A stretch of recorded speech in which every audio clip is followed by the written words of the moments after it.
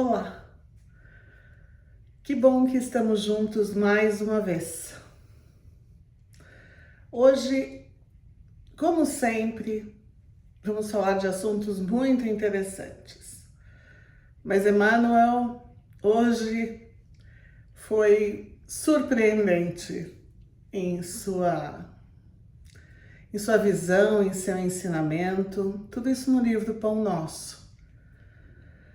Antes, vamos respirar, vamos nos conectar com o plano superior, vamos fechar os nossos olhos, respirar fundo, respirar muito fundo, devagar, soltar esse ar devagar, para a gente poder, se preparar para ouvir, para a gente se preparar para receber do plano superior as vibrações que a gente recebe quando a gente se sintoniza. Vamos pedindo aos nossos mentores que nos envolvam em luz, se aproximem de nós. Obrigada, mentor, porque o senhor está sempre com a gente. Obrigada, mentor, porque apesar de tudo, o senhor nunca nos abandona. Vamos agradecendo ao Mestre Jesus tudo que Ele nos ensinou, a paciência dele com a gente. Vamos pedindo a Maria de Nazaré, a mãe das mães, que nos envolva em seu manto azul de amor e paz, e nos proteja e proteja todos aqueles que amamos. Vamos pedindo a Deus que siga cuidando da gente como Ele cuida. Deus é um Pai tão amoroso, tão bom, que nos dá a oportunidade da evolução. Graças a Deus. Olá de novo. Hoje, o capítulo do livro do Pão Nosso fala assim: e o adúltero? Então, com esse nome, a gente já vai embora, né? Na criatividade, a gente já imagina o que vem, já, né? A gente já julga. Olha que beleza. E a gente sai julgando o livro, o Emmanuel, ou coisa que a gente nem leu. A gente já fala, já sei do que vai falar, já sei do que vai falar. E a gente nem imagina do que ele vai falar. O Emmanuel, nesse capítulo, ele pega a história da mulher que ia ser apedrejada. A gente conta essa coisa assim, a gente fala, a história da mulher que ia ser apedrejada. Todo mundo sabe o resumo da ópera, né? Mas a gente não sabe a historinha. A historinha é a seguinte: Jesus estava lá na praça, ele ia dar uma aulitia lá para as pessoas, uma aula. E aí estava cheio de gente. Aí aparecem os fariseus e arrastando uma mulher com eles, falando, mestre, aqui olha, essa mulher acabou de ser pega no flagra, linguagem atual, né? Acabou de ser pega no flagra, adulterando-se. Muito bem. E aí? O Moisés disse que é pra gente tacar pedra nela. Vamos apedrejar a mulher, que ela tem que morrer porque ela é adúltera, ela é errada, ela é má. E Jesus, que tava lá na boa, sentadinho, passando o dedo na terra, que tava escrevendo na terra, assim, sabe? Quando começa a fazer, tava fazendo assim. Eles disseram que ele tava escrevendo com o dedo na terra. Eu não imagino que Jesus escrevia muito. Ele devia estar fazendo desenhinho, né? Vamos julgar Jesus, vamos lá. E aí, ele dá uma levantada de cabeça, porque na verdade eles queriam pegar ele no pulo, eles queriam falar, ó, tá vendo? Ele tá negando os ensinamentos de Moisés, ele tá indo contra as escrituras, vamos pegar esse cara. E ele que era espertíssimo, inteligentíssimo, e não era nada disso que ele queria fazer, e negar, se opor, ele veio falar de amor, ele não veio falar de outras coisas. E aí ele levantou a cabeça, olhou na boa, e falou: quem não tiver nenhum pecado, que atire a primeira pedra. Que houve um silêncio. Que a consciência naquele momento foi tamanha que as pessoas baixaram as pedras. Que as pessoas emudeceram, silenciaram e começaram a sair. Começando pelas pessoas mais velhas. Quer dizer, o histórico escolar do pessoal devia ser uma beleza, não é isso? Então eles começaram a sair e foi embora todo mundo, inclusive os acusadores da mulher. E aí Jesus chega perto, ficou na praça, ali, sozinho com a mulher. E aí ele pergunta para a mulher: mulher, onde estão aqueles que te acusavam? Onde estão aqueles que te julgavam? Cadê eles? E ela fala: não há mais ninguém, Senhor. Ele disse: pois então, eu também não vou te julgar. Eu também não vou te condenar. Vá e não peques mais. E a mulher foi embora. Essa história pequenininha é uma história pequenininha. Mas olha a quantidade de ensinamentos que a gente tem nisso aqui. E por último, eu vou pegar a visão, a forma, a ideia que Emmanuel coloca nesse texto, que é totalmente inesperada. Pelo menos para mim foi inesperada. Primeiro, vamos lá, vamos para o popular, não é isso? O que a gente está sabendo? Vamos falar de indulgência. Tudo que a gente vai falar tá nessa historinha de Tiquica, né? Tiquica. Mas é indulgência. O que é indulgência? É a gente ter caridade com o erro do outro. É a gente ter a capacidade de trocar de lugar com o outro e perceber que aquele erro, que aquela pessoa não é perfeita, que ninguém é perfeito, que a gente não é perfeito, que o outro errou, mas não é pra gente pegar o erro do outro, transformar num monstro enorme e sair espalhando a pessoa, que é o nome da pessoa, por todo lugar, falando mal dela.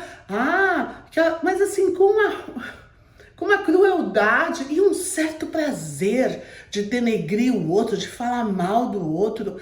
Uma coisa assim, parece que hoje em dia as pessoas têm prazer. Essas coisas, vou falar de novo da internet. As pessoas agarram na internet e ficam só, olha, a pessoa, sei lá, comprou o feijão errado. Vamos cancelar a pessoa. Imagina se a gente fosse cancelado por todas as coisas erradas que a gente faz. Nós íamos ser um cancelamento que caminha, não é isso? E quem é a gente para cancelar alguém? Quem é a gente para não ter essa mínima empatia com o outro? Quem erra porque quer errar? Quem erra porque quer errar? Quem se perde porque quer se perder? Quem fica mal porque quer ficar mal? Isso aí já é masoquismo, isso já é uma doença. E não é assim que acontece o tempo todo. As pessoas não ficam, não querem, não são masoquistas, o tempo, não é todo mundo. E aí, junto com a indulgência, a gente tem que falar do perdão. Perdão não é só esquecer, eu esqueço. Mas o perdão, está no Evangelho segundo o Espiritismo isso, que o perdão é um véu muito transparente, muito fininho, e que a gente vê ali ainda o erro do outro, sabe? Aquele perdão mais ou menos. Então eu te perdoo, mas eu também não esqueço, Esse é um perdão que não é de verdade, é um perdão sem amor. Porque o perdão com amor, ele é um véu que acabou com a história. Não é aquele perdão que cada vez que você briga com seu marido, você puxa aquela história e taca no marido. Ou na mulher, ou no filho, ou na sogra, ou na vizinha. Não importa em quem. Mas é um perdão real, o perdão com amor. Porque a gente tem que entender que dentro desse pacote do olhar o erro do outro, do não perdoar direito, não, tá o orgulho. Olha a história da mulher, quanta coisa, indulgência, perdão, amor, orgulho. Quando a gente tem o orgulho, a gente não vou perdoar, porque eu tô julgando aquela mulher, a adúltera, a errada, por quê? Porque eu sou superior. Mas a gente usa a mesma medida para os outros que a gente usa pra gente? Não usa, não usa. A gente não faz isso. Por quê? Porque pra gente tudo bem. Eu escorreguei. E o outro é malvado. O outro, vou te contar. A pessoa sempre foi má. Me lembro que quando tinha 3 anos de idade, essa menina, péssima menina, ela roubava a chupeta de todo mundo na creche. Ó, que essa menina é malvada desde pequenininha.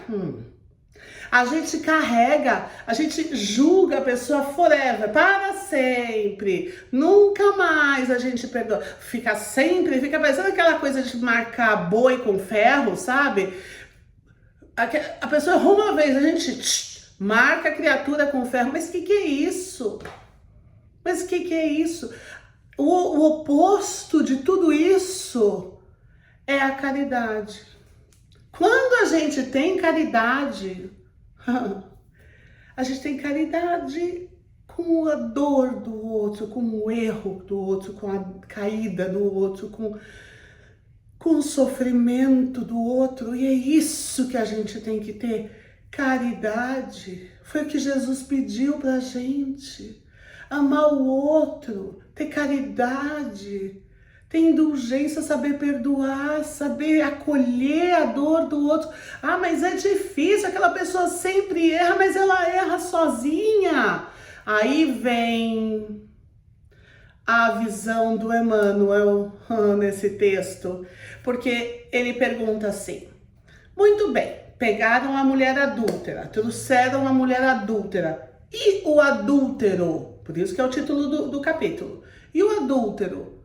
Porque ela não estava adulterando sozinha, certo? Tinha o adúltero. E ele? E a gente não está falando só de homem e mulher aqui. A gente está falando de coisas que acontecem na vida, reações e ações que levam a gente a cometer erros. Mas porque a gente não tá sozinho. Quanta gente se move por dor, porque o outro sofreu, provocou uma dor nessa pessoa. A pessoa reage de maneira totalmente equivocada, porque aquela dor desestabilizou a pessoa inteiramente, nunca ficou tão ruim, nunca enlouqueceu daquela maneira, comete um erro absurdo. E a gente vai condenar para sempre. Mas e ela cometeu o erro sozinha? E a dor que ela sentiu, que foi o gatilho para aquilo tudo acontecer? A gente tem que olhar as coisas com um todo. A gente tem que perceber que o mundo é um todo. As pessoas são uma história que a gente não imagina o que vem por trás. São memórias, são traumas, são reações a ações, a situações que as pessoas viveram, que a gente não vai ter indulgência, que a gente não vai ter caridade, e a gente não vai ter amor, porque a gente decidiu que a visão da gente é a correta sobre as coisas. E se as pessoas fizerem a mesma coisa com a gente? E se as pessoas nos julgarem com a mesma dureza? E se as pessoas olharem para nós com esse mesmo desamor? Como a gente vai se sentir? O que a gente vai fazer? Não seria justo, não é verdade? Pois é. O Emmanuel, quando pergunta, e onde está o adúltero? Ele até diz que os homens e as mulheres têm missões diferentes. E essas missões não são fáceis. mas estamos todos unidos num só caminho, que é o da evolução. Não importa se somos homens ou mulheres. E o caminho da evolução é o caminho da nossa alma evoluir, nosso espírito evoluir. É a gente ter, de novo, indulgência, capacidade de perdão, amor, caridade. Então, essa semana, eu falo sempre de uma semana em semana, que se a gente for de passinho em passinho, a gente chega lá, né? O pior é ficar parado, né? Já falei, a gente não é árvore. Vamos seguir, não vamos andar para trás, que a gente não é caranguejo. Então, essa semana, vamos fazer assim, vamos fazer um exercício bem legal. Vamos lá. Cada vez que alguém vier contar uma fofoca péssima pra gente, ou que a gente vê, olha, fulano de tal na internet, fulano de tal, não vamos olhar. Que não é assunto da gente. Isso é denegrir a imagem do outro, é expandir o mal. A gente não tem que falar coisa ruim, a gente tem que falar coisa boa. A gente tem que falar que céu azul lindo, olha o passarinho, olha o sabiá, olha quanta coisa linda, ai que fruta gostosa, ai que comida boa, ai que cheiro gostoso. Tá chovendo esse cheiro de chuva, tá sol, ai esse sol maravilhoso. Sabe, a gente tem que soltar boas coisas. A gente não tem que ficar acumulando lixo. A gente não é lata de lixo. Então, a gente não vai ouvir fofoca. Se a pessoa vier contar e falar assim, nossa, mas olha, você não sabe, a fulana de tal. A gente pode ajudar? Essa é a pergunta primeira que a gente faz. A gente pode fazer alguma coisa por ela? Não é isso. Ah, então você desculpa. Eu tô meio ocupada, se a gente não vai poder ajudar ela em nada, eu já volto. Também não volta aí, não corta a conversa ali, tudo bem. Apareceu na internet a fofoca, a fulana de tal, traiu o ciclano de tal. Não lê, a gente não sabe se é verdade, se não é verdade. O que interessa pra gente? Não é o nosso relacionamento. O que a gente tem a ver com isso? Então, essa semana, vamos fazer o propósito de falar coisas boas, ouvir coisas boas, fazer coisas boas. Vamos ser bonzinho! Essa semana. Pelo menos essa semana, vamos ser bonzinho? Quem sabe a gente gosta? Quem sabe a gente gosta e na semana que vem a gente tenta de novo. É um exercício difícil, tá? Só para contar que é difícil, porque os nossos maus hábitos são super fortes dentro da gente. A gente vai tocar eles, tá? Porque a gente tem que evoluir. Vamos evoluir. De verdade, vamos lembrar mais de Jesus essa semana. Vamos lembrar mais que ele veio para ensinar o amor. E é isso que a gente tem que aprender, a amar. Vamos nos lembrar que quando Jesus veio, as pessoas eram vendidas como coisas. E ele veio para ensinar que nós temos uma importância ímpar. Somos filhos de Deus, obras-primas de Deus, obras únicas. Fomos feitos pelo amor do Pai. Vamos lá? Vamos fechar os nossos olhos.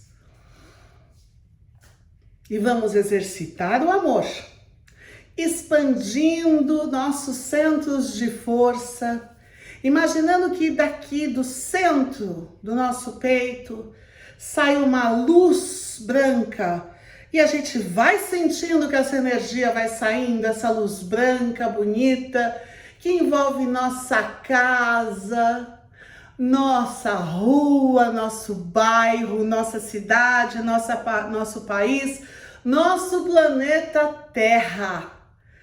Que as armas baixem, que as guerras cessem. Senhor, que esta energia possa chegar àqueles que necessitam, secando lágrimas, tirando dores, amparando os aflitos. Que essa luz adentre hospitais, cárceres, orfanatos.